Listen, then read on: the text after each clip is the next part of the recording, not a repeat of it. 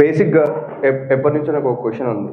So ఎప్పుడు మీరు LIC నుంచి నాకు హైయెస్ట్ బిజినెస్ సర్టిఫికేట్ వచ్చింది అని పెడుతూ ఉంటారు గ్రూప్లో, అండ్ మీరు ఎలక్ట్రిక్ డిపార్ట్మెంట్లో కూడా వర్క్ చేస్తున్నారు. సో రెండు ఎలా మేనేజ్ చేయగలుగుతున్నారు? అసలు మీ నేపథ్యం ఏంది, ఎలా స్టార్ట్ చేశారు? అంటే నేను స్టార్టింగ్ వచ్చేసి అంటే నా ప్రొఫెషన్ అంటే నేను స్టడీ కానీ అదే మొత్తం వరంగల్ నా జనగాం. అంటే నా డిగ్రీ అయిపోయిన తర్వాత నేను 2001లో హైదరాబాద్లో అడుగుపెట్టాను. హైదరాబాద్లో అడుగుపెట్టిన తర్వాత 2001 నుంచి వెళ్ళి 2009 వరకు ఎలక్ట్రిసిటీ డిపార్ట్మెంట్లో చేశాను. దాని తర్వాత మా ఫ్రెండ్ ఎదురు వెళ్ళాను అంటే ఇన్సూరెన్స్ గురించి. అంటే వేరే సార్ వస్తున్నారు, ఒకసారి మనం చూద్దాం, ఒకసారి మాట్లాడదామని చెప్పేసి అంటే అక్కడికి వెళ్ళాను.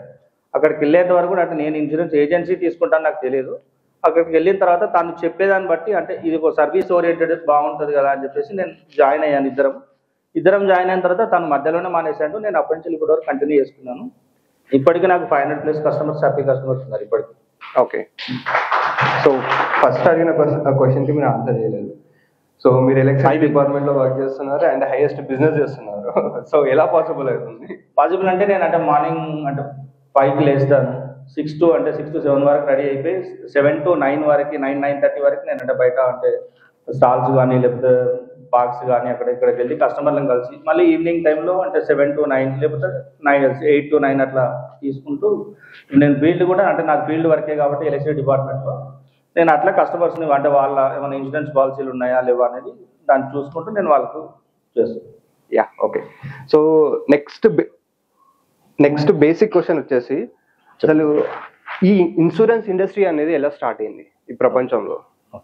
అంటే మనం అంటే ఇంతకుముందు ప్రాచీన కాలంలో ఎలా ఉందంటే మనకు ప్రాచీన కాలంలో చైనా కానీ గ్రీస్ కానీ రోమ్ నగరాల్లో ఏంటంటే ఒకప్పుడు అంటే 1600 సంవత్సరంలో అప్పుడు సర్వీస్ అప్పుడు మామూలు అంటే మన ప్రజలు అంటే ఒక పట్టణంలో ప్రజలు ఎట్లా ఉన్నాయంటే ఎవరికన్నా ఏదైనా కష్టం వచ్చిందంటే సపోజ్ ఒక 10,000 నష్టం వచ్చింది అంటే ఒక 100 మంది కుటుంబాలు కలిసి అంటే మేము షేర్ చేసుకొని దాన్ని ఆ ఆర్థికంగా నష్టం కలిగి మనం తీర్చాలి అని చెప్పేసి ఫస్ట్ దాంతో ఇన్సూరెన్స్ కాన్సెప్ట్ అనేది స్టార్ట్ అయింది.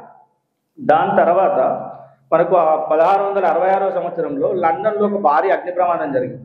అక్కడ దాదాపు ఒక 13,000 మంది కుటుంబాలు మొత్తం అగ్ని ఆహుతైపోయారు.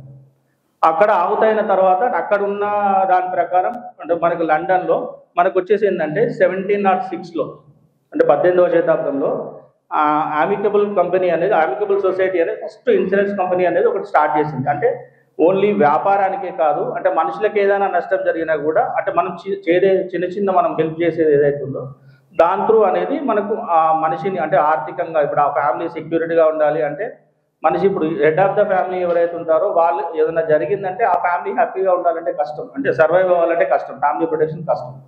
దాని త్రూ అనేది ఫస్ట్ మనకి ఇన్సూరెన్స్ కంపెనీ వచ్చింది. అలాగే అంటే మన ఇండియాకి వచ్చింటే దశల వారిగా మన ఇండియాకి వచ్చింది ఏంటంటే 1818లో మనకి oriental insurance company life insurance start అయింది అక్కడ. దాని తర్వాత చాలా ప్రైవేట్ ఇన్సూరెన్స్ కంపెనీలు వచ్చిన తర్వాత మన గవర్నమెంట్ ఆఫ్ ఇండియా వచ్చేసి ఏంటంటే ఈ ప్రైవేట్ కంపెనీ అన్నీ ఏమవుతుంది గవర్నమెంట్ కంపెనీ ఫస్ట్ ఉండాలి అని చెప్పేసి 1956లో మనకి ఎల్ఐసి ఆఫ్ ఇండియా స్థాపించింది. ఓకే, మీరు ప్రతి మనిషికి లైఫ్ ఇన్సూరెన్స్ ఉండాలి అనుకుంటారా? అవును, ప్రతి ఒక్కరికి ఉండాలి. అంటే ఎర్నింగ్ ఆఫ్ ద పర్సన్ ఎవరైతే ఉంటారో కంపల్సరీ వాళ్ళకి ఇన్సూరెన్స్ అవసరం. ఎర్నింగ్ ఆఫ్ ద పర్సన్ కాకపోతే? Earning of the person compulsory. ఇప్పుడు ఫ్యామిలీ సపోజ్ ఒకటి భార్య భర్త 2 పిల్లలు ఉన్నారు. తను అంటే సంపాదించే సంపాదన ఏదైతుందో అంటే తన ఫ్యామిలీ కోసమే సాక్రిఫైస్ చేస్తారు. అంటే తను సపోజ్ ఇప్పుడు చేస్తున్నప్పుడు తనకు అంటే జరగరాంది ఏమైనా జరిగింది ప్రమాదవశాత్తు అంటే ఆ ఫ్యామిలీ రోడ్డున పడుతుంది కదా, దాని గురించి అని కంపల్సరీ అంటే ఇన్సూరెన్స్ అనేది కంపల్సరీ అవసరం. ప్రతి వ్యక్తికి ఇన్సూరెన్స్ అనేది అవసరం. ఓకే, అట్లా. సో ఇప్పుడు ఇన్సూరెన్స్ లో మీరు ఏం చెప్తారంటే మొదటి 10 సంవత్సరాలు మీరు ఇంత కట్టండి, ఆ తర్వాత మీకు ఇంత రిటర్న్ ఇస్తామని చెప్తున్నారు. సో ఇప్పుడు ఆ రేట్ ఆఫ్ ఇంట్రెస్ట్ చూసుకుంటే మనం 8% ఇంట్రెస్ట్.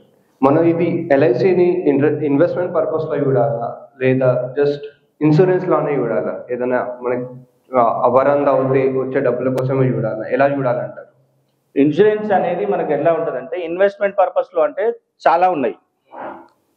ఇన్సూరెన్స్ పర్పస్ ఇప్పుడు ఇన్వెస్ట్మెంట్ పర్పస్లో చాలా ఉంటాయి. అంటే ల్యాండ్ తీసుకోవచ్చు, లేకపోతే వేరే ఇంకేమైనా తీసుకోవచ్చు, అంటే గోల్డ్లో ఇన్వెస్ట్మెంట్ చేయొచ్చు, స్టాక్స్లో ఇన్వెస్ట్మెంట్ చేయొచ్చు, అలా ఎన్నో రకాలుగా ఇన్వెస్ట్మెంట్ చేయొచ్చు. ఇన్సూరెన్స్ అనేది ఏంటంటే మనకు అంటే ఓన్లీ అంటే ఇన్వెస్ట్మెంట్ పర్పసే కాదు, ఫ్యామిలీ సెక్యూరిటీ ఫస్ట్ ఇంపార్టెంట్ మనకి. అంటే నేను లేకపోతే నా ఫ్యామిలీ సేఫ్గా ఉంటుందా లేదా అనేది ఫస్ట్ ఇంపార్టెంట్. దానికి చిన్న ఎగ్జాంపుల్ చెప్తాను నేను.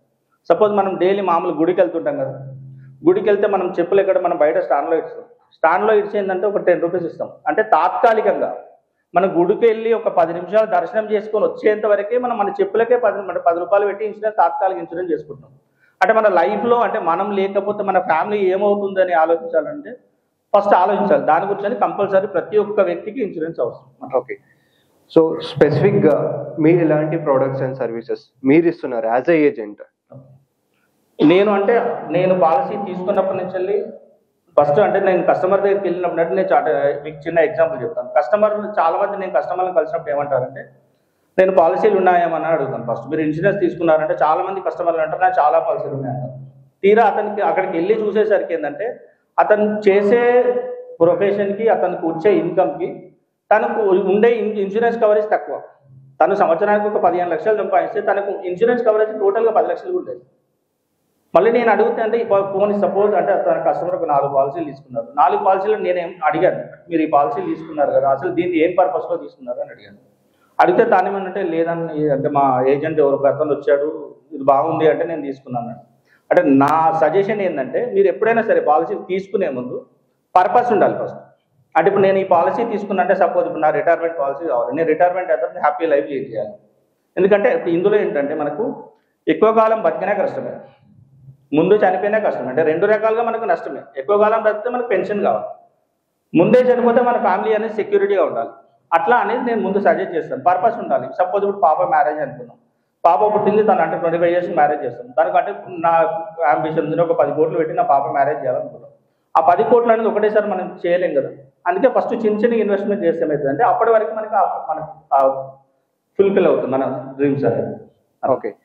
సో ఇప్పుడు ఒక ఇన్సూరెన్స్ పాలసీ తీసుకునే ముందు తీసుకోవాల్సిన జాగ్రత్తలు ఏంటి, తీసుకున్న తర్వాత తీసుకోవాల్సిన జాగ్రత్తలు ఏంటి?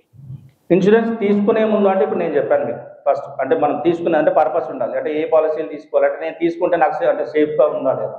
తీసుకోవడం వల్ల ఏంటంటే ఇప్పుడు నేను పాప మ్యారేజ్ అని ఎగ్జాంపుల్ ఇచ్చాను. పాప మ్యారేజ్ గురించి తీసుకుంటే మంత్లీ కాగానే మనకి ఏం గుర్తొస్తుందంటే అరే నా పాప మ్యారేజ్కి నేను ఇంత కట్టాలి అనేది అంటే ఉంటుంది. అంటే వేరే ఎన్ని ఖర్చులు ఉన్నా మనం కంపల్సరీ అక్కడ మనం ఇన్వెస్ట్మెంట్ చేస్తాం.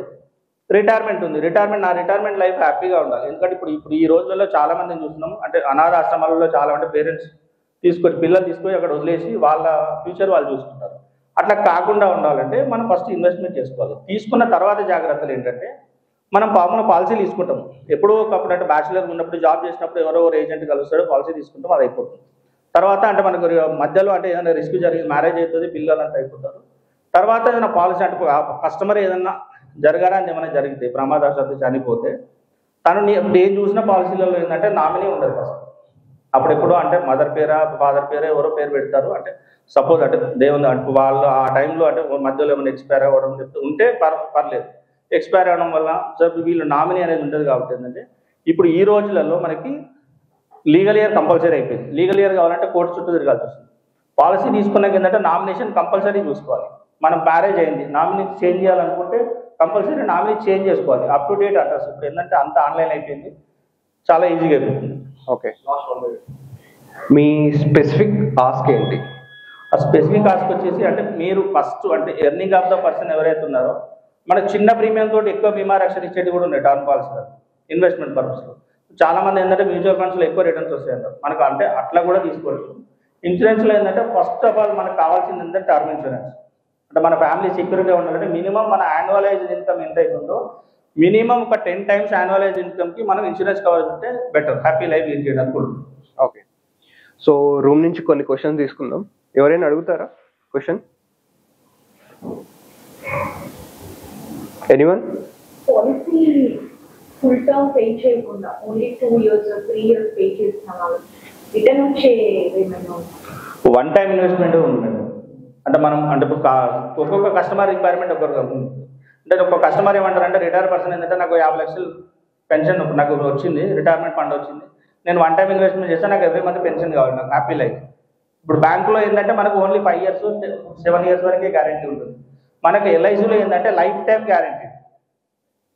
అట్లా షార్ట్ టర్మ్ ఇప్పుడు నాకు 25 సంవత్సరాలు నేను కట్టాలి, నేను 10 సంవత్సరాలే కడతాను, నాకు 20 సంవత్సరాలు నా పాప మ్యారేజ్ కావాలనుకుంటాను, మీరు 10 years పేమెంట్ చేయొచ్చు. అట్లా కూడా ఉంటుంది.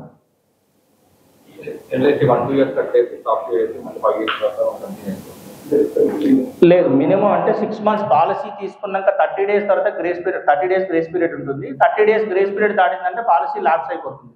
ల్యాప్స్ మీన్స్ ఏంటంటే మళ్ళీ దాన్ని మనం ప్రీమియం కడితే తప్ప మనకి ఇన్సూరెన్స్ కవరేజ్ రాదు. 6 months దాటిందంటే మొత్తం టోటల్ పాలసీ అయిపోతుంది. మినిమం ఇప్పుడు 2 years తర్వాత మనం రివైల్ చేయడానికి లేదు. ఇప్పుడు వచ్చిన లేటెస్ట్ పాలసీలలో 1 year తర్వాత కూడా మనం క్యాన్సిల్ చేసుకునే ఫెసిలిటీ ఇచ్చారు మనకి. అంతకుముందు లాస్ట్ టైం ఏంటంటే 3 years మినిమం కట్టాలి అనేది ఒక రూల్ ఉండేది. ఇప్పుడు లేటెస్ట్ పాలసీలలో 1 year కట్టి కూడా మనం క్యాన్సిల్ చేసుకునే ఫెసిలిటీ ఇచ్చారు. థ్యాంక్ యూ బాలరాజ్ గారు. సో ఇన్ని రోజులు ఏదో ఇన్సూరెన్స్ ఏజెంట్ చెప్తున్నాడని అందరు పాలసీలు తీసుకుంటున్నారు.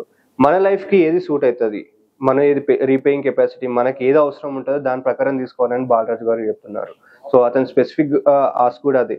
సో మీరు ఎప్పుడైనా ఒక పాలసీ తీసుకునే ముందు, ఎల్ఐసి పాలసీ తీసుకునే ముందు బాలరాజ్ గారిని కన్సల్ట్ అవ్వండి. సో అతను మీకు తగ్గట్టు ఒక పాలసీ చెప్తాడు, దాన్ని తీసుకోగలుగుతారు. థ్యాంక్ యూ సో మచ్ అండి.